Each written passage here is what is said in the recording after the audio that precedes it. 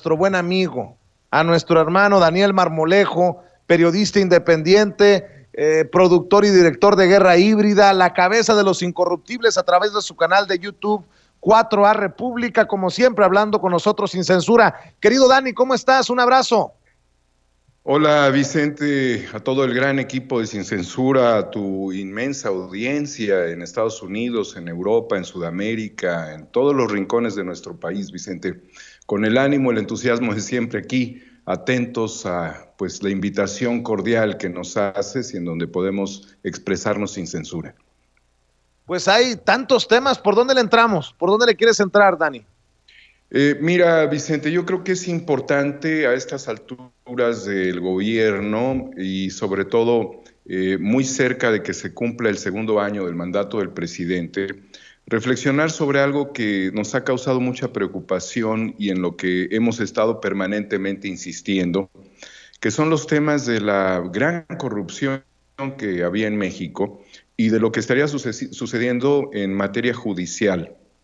Recordemos que muchos hemos sido los que de alguna manera le hemos expuesto al presidente la urgencia ciudadana de llegar a un proceso de juicio sobre los expresidentes. La población mexicana ha puesto muy claramente la reflexión de la necesaria acción judicial contra al menos los últimos expresidentes del PAN, del PRI, de este siamés que ellos han consolidado mediante acciones de corrupción. Lo que más ha unido al PRI y al PAN y lo que más ha sucedido en virtud de pues, los procesos electorales, que por cierto no han tenido virtud, ha sido escenarios de corrupción transeccional. Entonces, creo yo, Vicente, que ya estamos prácticamente en un eje central de un maxi proceso en México que necesita tener, desde luego, mucha capacidad, la autoridad, el aparato judicial para que esto suceda. Pero he enumerado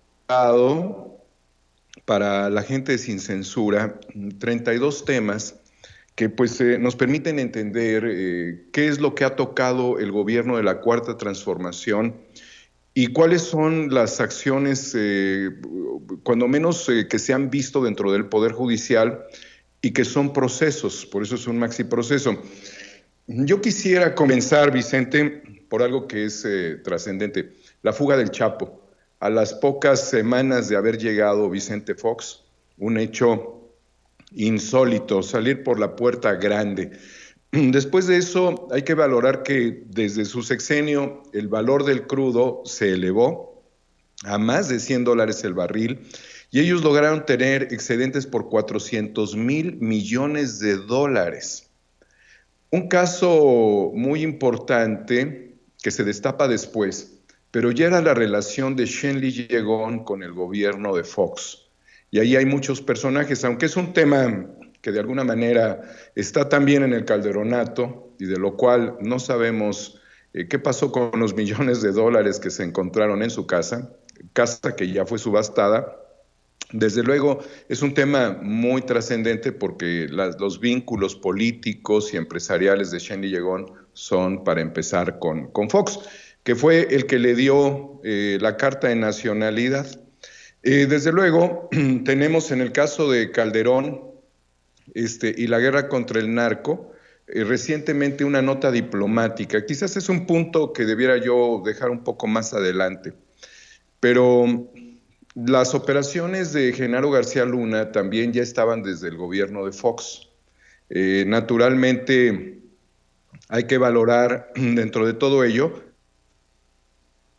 algo que pasó prácticamente durante el gobierno de Calderón, que es la advertencia del general Tomás Ángeles de Aguajare y toda la operación del narcotráfico que tenía Calderón. Mira, a la mitad de a los 2 años, casi 3 años de su mandato, ya había traficado 29,000 kilogramos de cocaína. Sucedieron cosas brutales durante ese tiempo, como la forma en la que se cuadruplicó la violencia con Calderón, Vino el caso de la guardería ABC también. Están otros temas como la caída del Learjet. Realmente ya era un escenario absolutamente trágico de ingobernabilidad. Pero están estas operaciones de García Luna. Luego el caso de la extinción de la Compañía de Luz y Fuerza del Centro como una forma de lavarse la cara. Más de 40,000 trabajadores que de tajo en 2 horas después de la ocupación de las instalaciones extinguió el futuro de estas personas.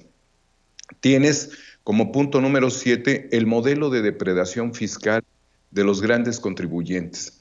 Realmente golpeaban a la hacienda pública y hoy estamos viendo que muchas de esas deudas corresponden a estos gobiernos, tanto del PRI como del PAN.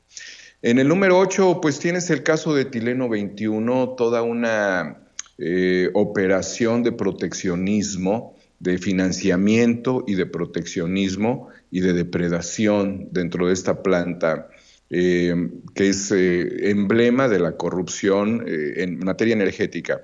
Tienes también las concesiones y la sobreprotección a las empresas energéticas extranjeras, muchas de ellas españolas, contratos a 40 años y no sé, tanta cosa que les dio que pues obviamente le debían una posición en el Consejo Corporativo.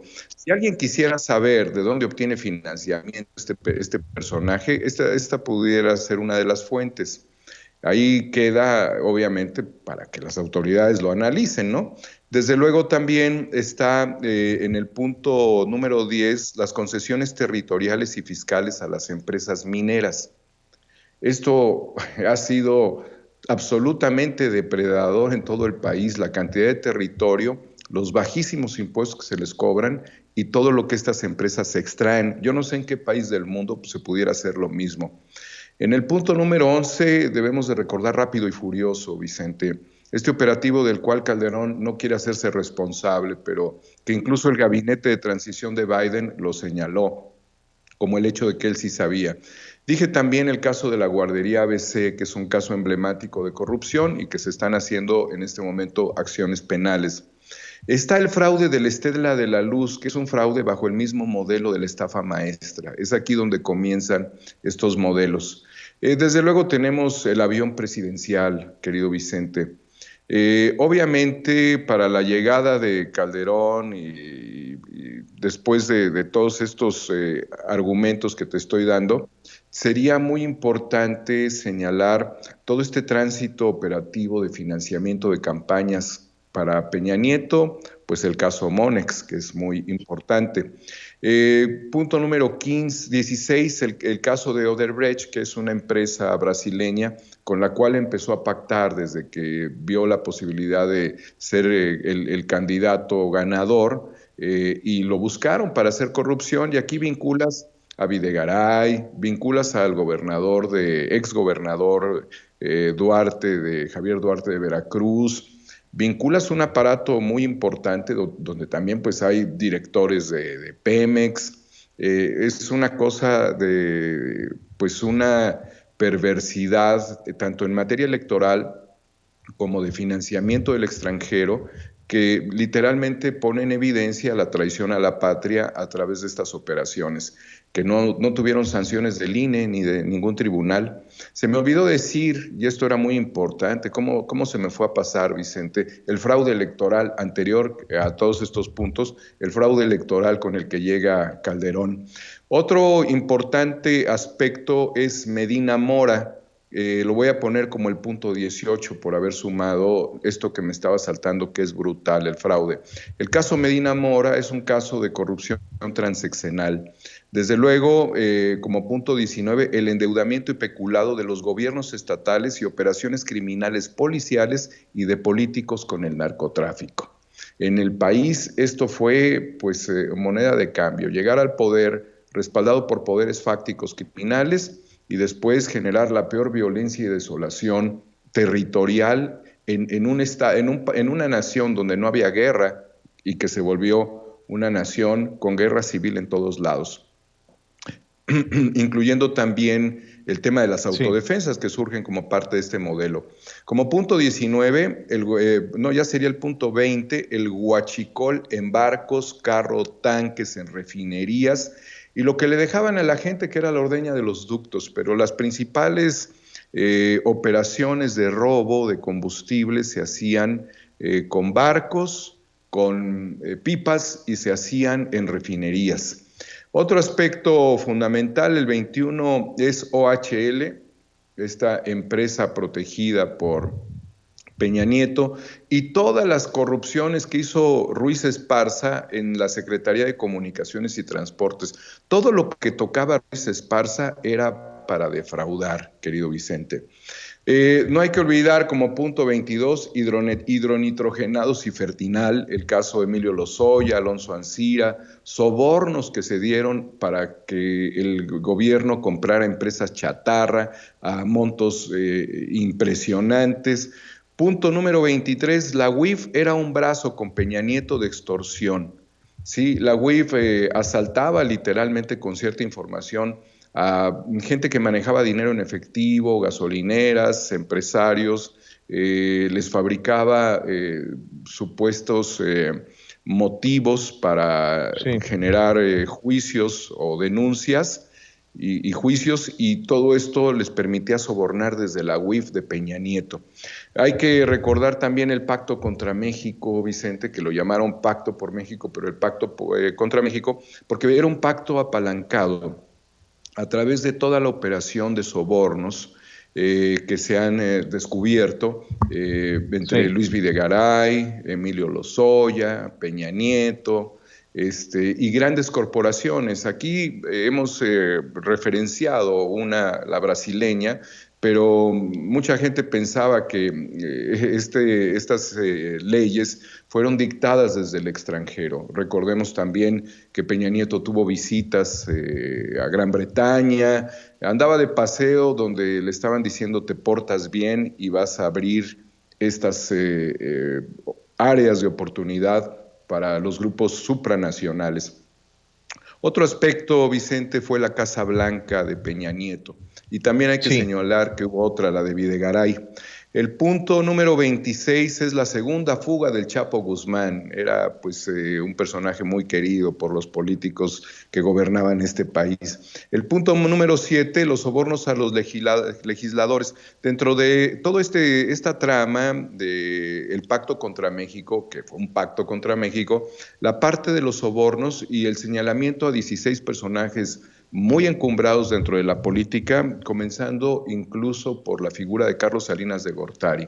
Hubieron muchas empresas que apalancaron operaciones diversas y se ha señalado también, pero lo más importante es que hay gobernadores actuales que fueron corrompidos y candidatos presidenciales, particularmente el de Ricardo Anaya. Son 16, pero estos 16 permearon hacia sus bases también estos costales de dinero, Vicente. Ya no son maletas, son costales que después se distribuyeron en maletas.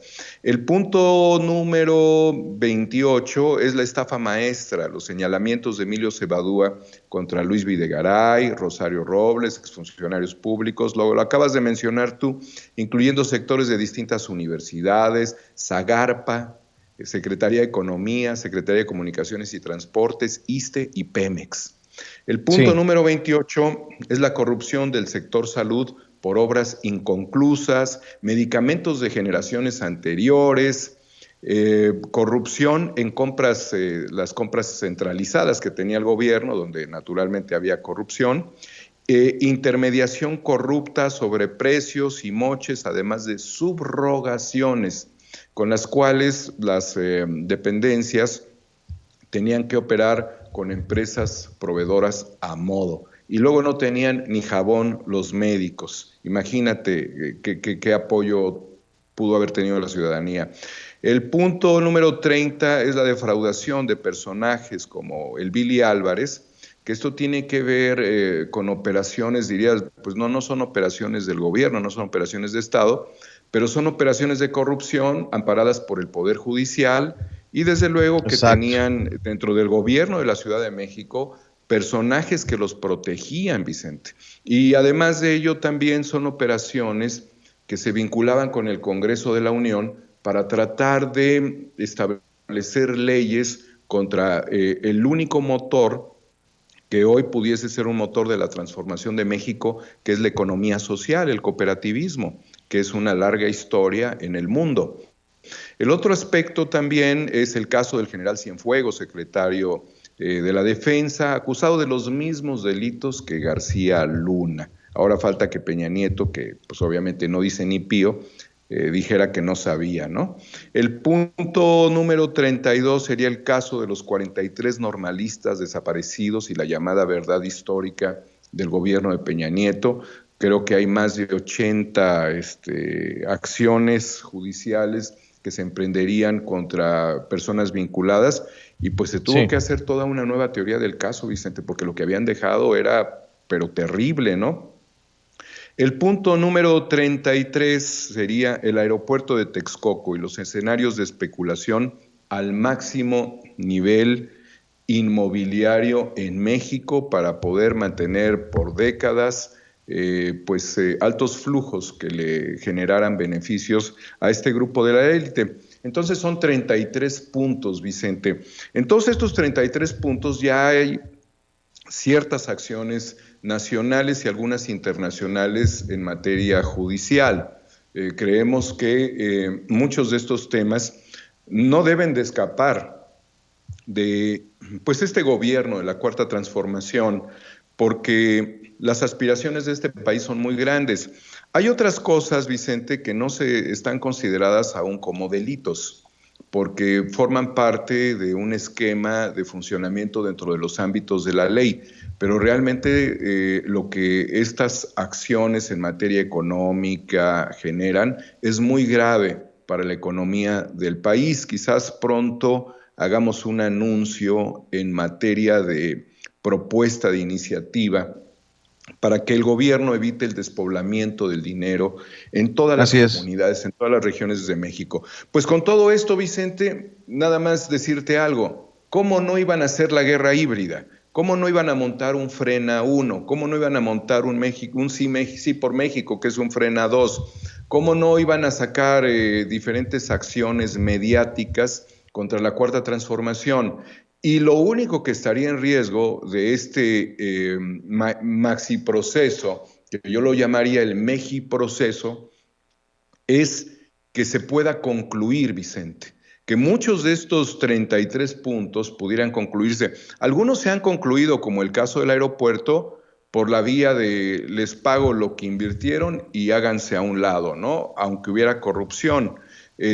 O aunque hubiera una sobreespeculación en materia de plusvalía inmobiliaria. Pero otros también han tenido una salida, por eso tienes a muchos personajes prófugos de la justicia en este momento que estarían prácticamente en Israel o en algún otro país árabe, en alguna región donde no haya extradición. No sé si en Irán también, pero la situación está en esa lógica, se están yendo para allá. Entonces, la acción emprendida a nivel ciudadano, que a mí, desde mi perspectiva, la quisieron ensuciar, metiendo allí personas que pues ya no estaban vivas, participando de este proceso. Independientemente de eso, se ha alcanzado una votación muy importante para el juicio a los expresidentes. Necesitamos, Vicente, que el momento histórico logre la justicia. Nada de esto sería venganza. Todo es justicia y para lograrlo, Vicente, la ciudadanía está prendida en este momento y tú has sido un motor muy importante para señalar muchos, si no todos, estos temas dentro de la agenda pública de México. Ya que mencionas esto de la